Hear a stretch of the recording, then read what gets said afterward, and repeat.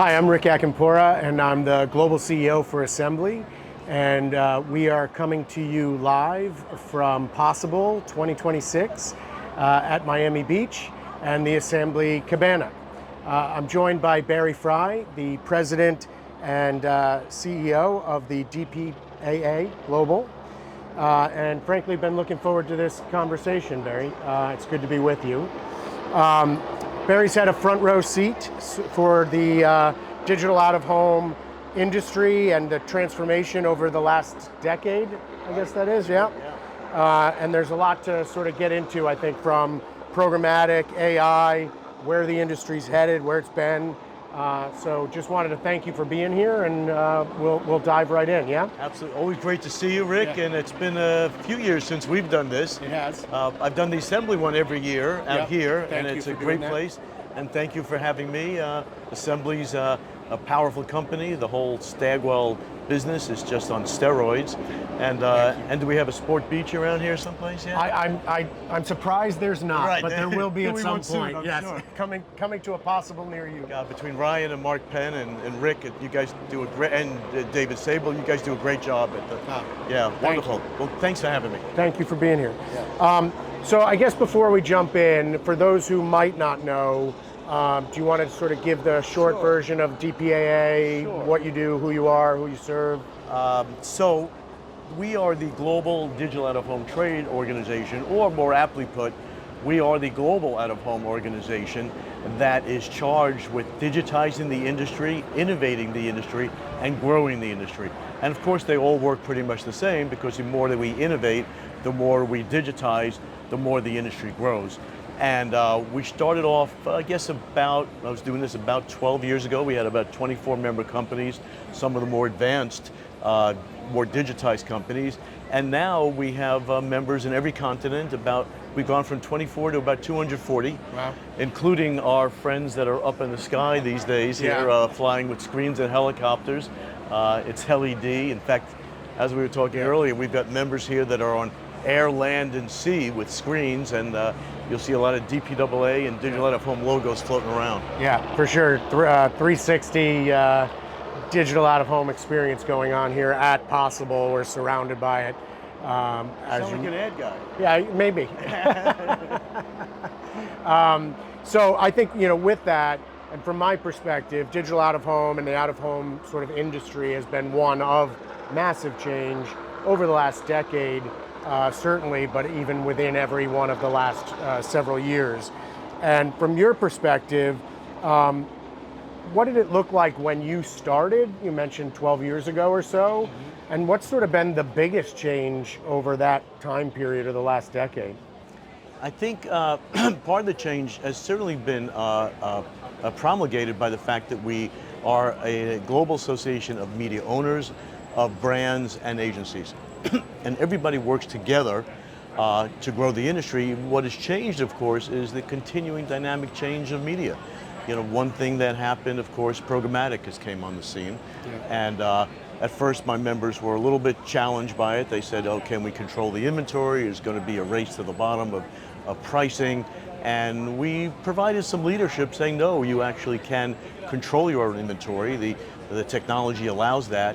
And we could actually grow the business and grow the CPMs, because, as you know, a more target audience drives more CPM. So it's grown. We've enabled a great kind of thread of connection, where we have members that have somewhat similar principles in London, Toronto, Rio, New York City, all over the world, because we are dealing with a digital framework.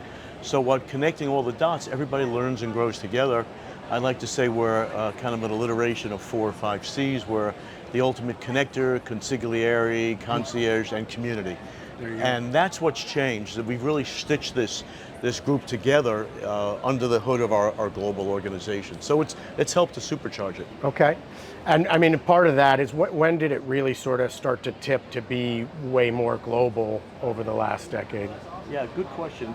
It started to tip to become more global and more digital in the home industry. So about 5-6 years ago, along with us, along with programmatic, and a lot of our programmatic partners are global as well. Yeah. That's where it started to happen. We and that kicked up very aggressively into COVID and then coming right out of COVID. In fact, so that worked there. And I think you had another question, was it? Well, I think, I guess if we're going to sort of get on to the programmatic bit, I mean, really quickly, but I think programmatic, would you just say that that is just a better way to buy digital out of home? I mean, because it's really just, it's not a channel unto itself, it's just a way of buying it, right? Yes, and I guess programmatic is, really hand in hand with digital. So in the old days, you would have a McDonald's billboard at the side of the road that would say, turn here for McDonald's, and it would last up there for 6 months to a year. Yeah. Now we can change that ad because of digital and programmatic by time, by temperature, by the audience in front of the screen. Right. So what happens is the advertiser gets a much better contextually targeted ad. Yep. The media owner generates more revenue because once again, it's higher level of targeting. And they also run more ads, Yep. so there's more the business consumer going gets on. a better experience as well. 100%, which is the end result. So we have the brand at one end, the consumer at the other end, and we have all the pipes in the middle. Yep. So by doing that, and the consumer gets a more relevant experience, a more valuable experience, it's more powerful advertising. Yeah. So for you, as you look at programmatic for digital out of home, is there a gap today in terms of practice and promise? Is there room to continue to make that better? Yes, and it's a great question. We could always make things better, Rick, absolutely. Maybe next time you can have air conditioning in here. I That would will be work on it. We'll work on it just for you. Thank you so Somebody much. stole our Fritzer. That's Oh, really? Those yeah. are good.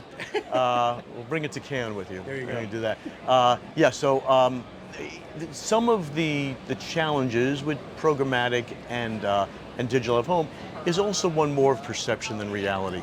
So people find it doesn't easily slit into easy measurement slots. That's one part. Yeah. And then at the beginning, it was difficult trying to take a digital model of a one-to-one web or mobile relationship to a one-to-many digital medium. Yeah. Now we solved that by enabling what we initial with our moniker called the multiplier. So meaning that between research and other systems, we figure out that for every impression out there, it's really reaching 10 or 100 people in front of a screen. So that's kind of sorted that one out. On the research, it's really one of education because we have such great research data, measurement, and outcome companies. And yes, we don't fit neatly into a box, but there's a great term that came up in my summit last year, actually, where they talked about how a measurement is really just a proxy for outcomes. And we are delivering outcomes. And we have measurement companies that are delivering great outcomes up and down the funnel. Yeah. Whether it's brand awareness and reach, right down to action being taken, people walking into stores, people going on mobile or Yeah. laptops after they saw an ad, to either visit or make acquisitions. So there's a lot of data, a lot of research showcasing outcomes, but it's a job of education. And that's part of what DPAA does. We have meeting with hundreds of marketers and hundreds of agencies a year, and we help educate them on how to navigate to this very powerful medium. Yeah. Well, and I think the measurement in general has come really, really far, really fast. I know for like Assembly, for example, we're very, very focused on true brand performance measurement and the ability to get to the outcome, but understand the contribution of each component throughout the funnel and in general. So sort of solving that brand performance dilemma for CMOs, which out of home can do. Absolutely. And along those lines, I think, look, we all talk a lot about journeys and funnels and all of that. I think traditionally out of home and digital out of home have been sort of positioned more on the awareness front of that. How do you see that in terms of the case for full funnel or mid and lower funnel and the role that it can play there? Exactly. So we moved from a full funnel only of branding and awareness to right down the middle to the end of the funnel where we can demonstrate that people are making a purchase on a website, that people are clicking on a QR code, they're taking action. So we've become fast a full funnel medium because of all those capabilities, and now the good news for our industry is we're getting full funnel budgets. And yes, we always got the branding awareness at the top, but now we're getting middle and lower where we can demonstrate action being taken. Yeah, well, and I think there's so many points, physical meets digital, experiential, digital out of home sort of does all of that, and there's sort of channels like that that actually collapse the funnel in many ways, and so you're hitting them at a point where you can go from awareness to purchase like that, right?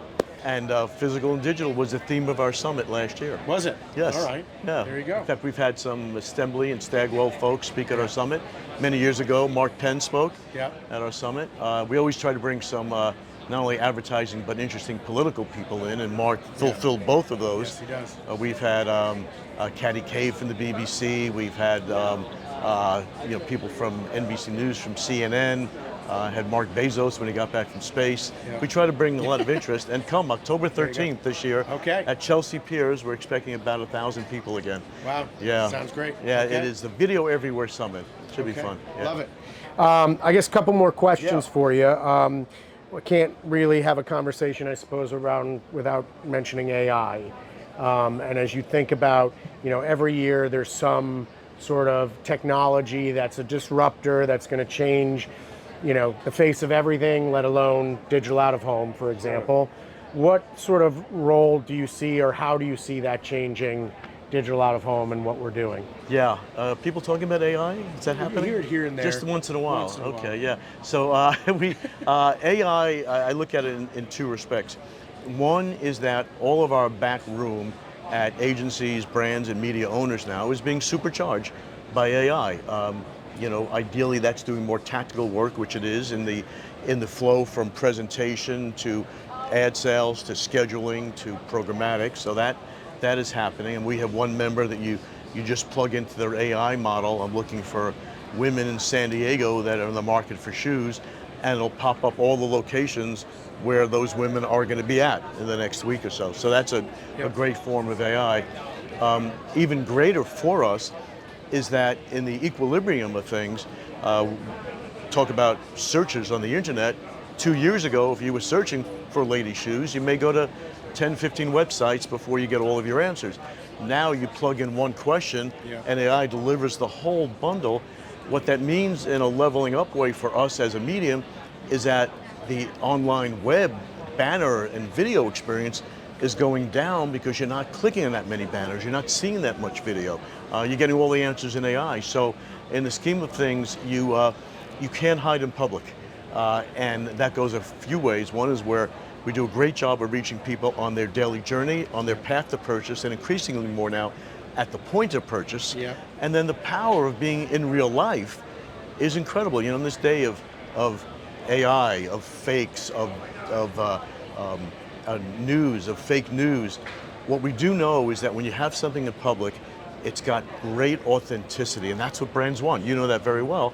And you can't fake it in public. If you told something that was a mistruth on a screen, you get tomatoes thrown at it. Right. When you're dealing one-to-many in public, you've got to stick by certain guidelines, and that it offers the brands some great credibility, some great actual connection in a human life way where, by the way, a lot of the research also shows people are looking up more and as they're walking, and they're not using devices as much, and kids are being refrained from using devices in schools around the world.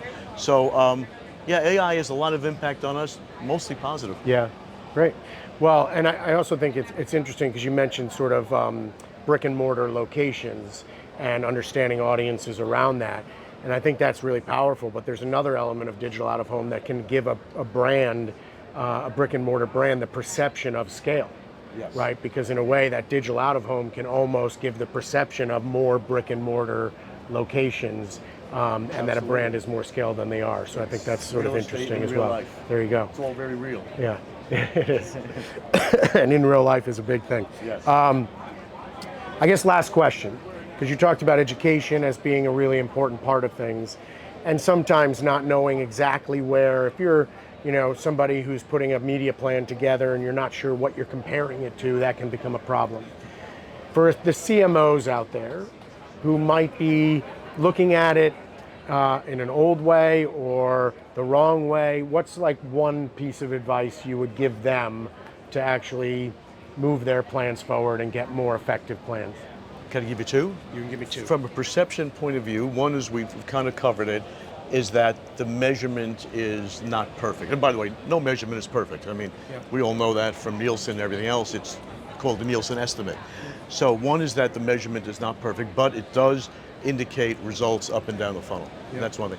The other thing is that people have said at times, well, not all of your members have audio, and if I'm moving TV budgets over or video online budgets, I need audio. The reality is, if you look at the numbers, so much more and growing activity on a mobile device, on a web, is video only, where they may put subtitles or there may be other indicators that connect the communication, even though it's a video medium. And that's why we've been able to shift a lot of share from video online and even television, where, you know, basically cable and other forms, satellite and over-the-air television is declining. So we're helping that equation where people love video, brands love video, consumers love video. So back to what you said, it's a lot of education, just kind of digging in. You know, the more people lean in, the more they get out of digital out of home. Yeah. Okay, great. Well, that's I think that's a wrap.